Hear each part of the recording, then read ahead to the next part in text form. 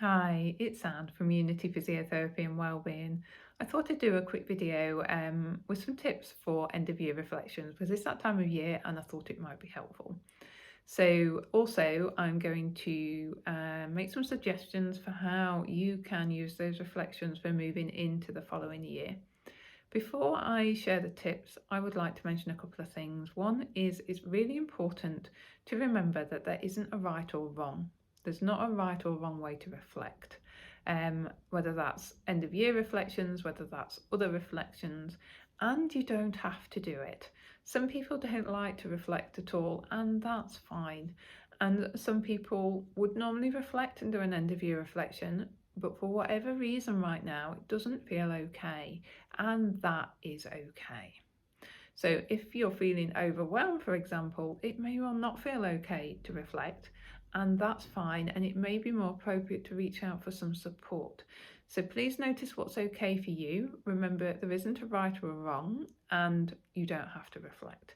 And also, some people like structure with reflection, and some don't, and either way is okay. I also think it's important for us to be mindful that this time of year, the winter time, is our natural time for slowing down, coming a little bit more inward and perhaps reflecting, bringing in some more rest and settling. And the way that society is, the way that this time of year is commercialised and lots of things that go with it, tend to speed people up and make us more busy. And that takes us away from our natural alignment. So it's important to be mindful of that. So, some tips for reflections. There is so many ways that we can do this. As I said, there isn't a right or wrong. The way that I do it is very much in a somatic based way, a body based way, and that's how I do it with people I work with as well. So we bring in cognitive stuff and we're noticing in the body, then we're perhaps coming more cognitive again to make more sense, and then we're coming back to the body to really deepen that understanding. So we need that cognitive understanding and knowing, and we need that body based knowing, body's wisdom, and that's really important. And the bits I'm going to share during this video are both. And as I say, there isn't a right or a wrong, and you can pick and choose bits and adapt it. You can do it your own way completely, say whatever is absolutely fine. So one way you can do it is starting from now, and you can track back through the year, notice what events come to mind, and as they come to mind, notice how they show up in the body. So what sensations do you notice and where? What's your breath like? If it's okay for you to notice that. What feelings and emotions do you notice, and what thoughts are coming up, and where do those thoughts show up in the body? So as you track back through the year, you can write those things down, and just allowing that natural flow as you move through the year. And it might be that there are reflections of chunks of the year or particular events that feel important that naturally come to mind, like an image or a piece of music or something else, and you can jot that down as well. Another way to reflect is a strengths-based approach, and either taking the year in chunks, say quarters, or moving forwards or backwards through the year, and noticing the strengths within you that helped you to thrive or that helped you to navigate the challenging or tricky times. And perhaps noticing what strengths could be helpful to build on, or maybe noticing what else could have been supportive as you reflect. And as you reflect and notice these strengths that supported the thriving and the challenging times, what shows up in the body? So again, what thoughts, feelings, sensations, what do you notice where in the body? And if it's helpful, jot it down as well. And alongside that, what resources, practices, strategies supported you, and what might help support you in the future? You can take chunks of the year or the whole year and see if there is a word or words, an image or a piece of music that really reflects that portion of the year or the whole year for you, if that's a helpful thing for you to do. And you can journal. And there isn't a right or wrong way to journal, and there are so many ways, and you can mix the different ways up as well.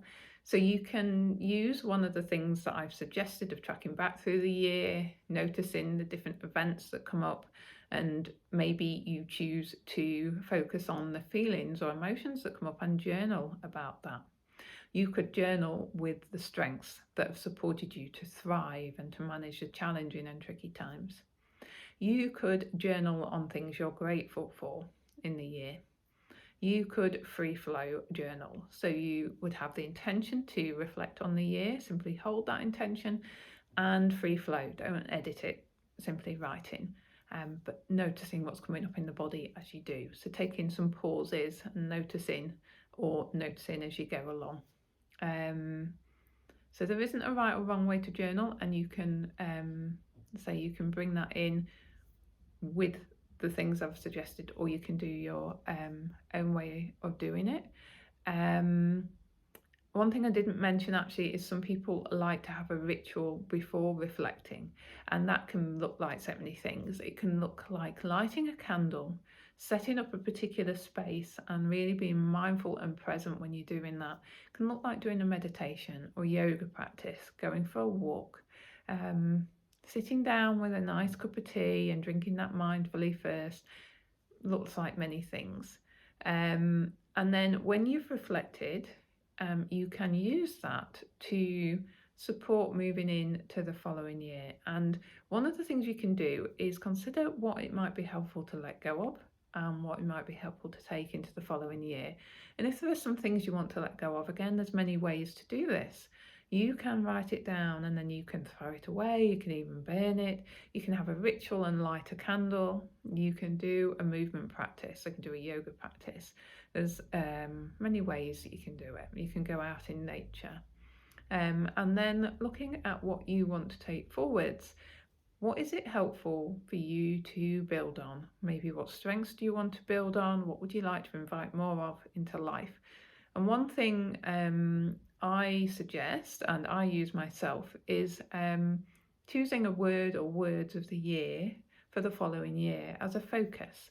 I kind of refer to them as a gentle guide, as something to move towards. And it's usually one word, but it can be more. I have had 3 in 1 year, and I have 2 for next year. I actually started reflecting a little earlier than normal this year, naturally, for whatever reason. It was probably mid to end October, and it's normally kind of mid-November-ish that I start reflecting. So those have come to me earlier this year.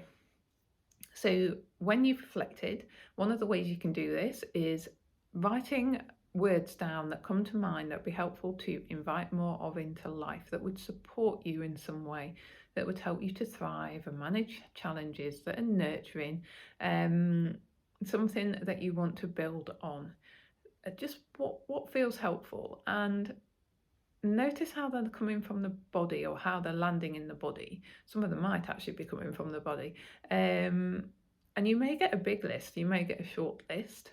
And once you've done that, sitting with each word and seeing how they're showing up in the body and which ones feel right, and reduce that list down. And sit with them for a while, allow them to be. So that might be over a period of weeks, it might be over a period of days.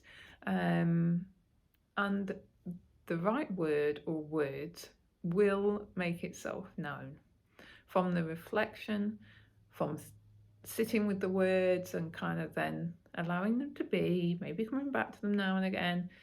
It will become clear. So there are many ways you can reflect, and there are different ways that you can use that reflection to move into the following year. I would love to know what you do to reflect. If you've used anything from this video, if you've already reflected and the ways in which you do it, it would be lovely to hear what you do. It would be great to hear if this video has been helpful in some way. So please do let me know. As I say, there are many ways, and if people share their ways, then people get ideas from that as well. So do get in touch if you would like to, and take care.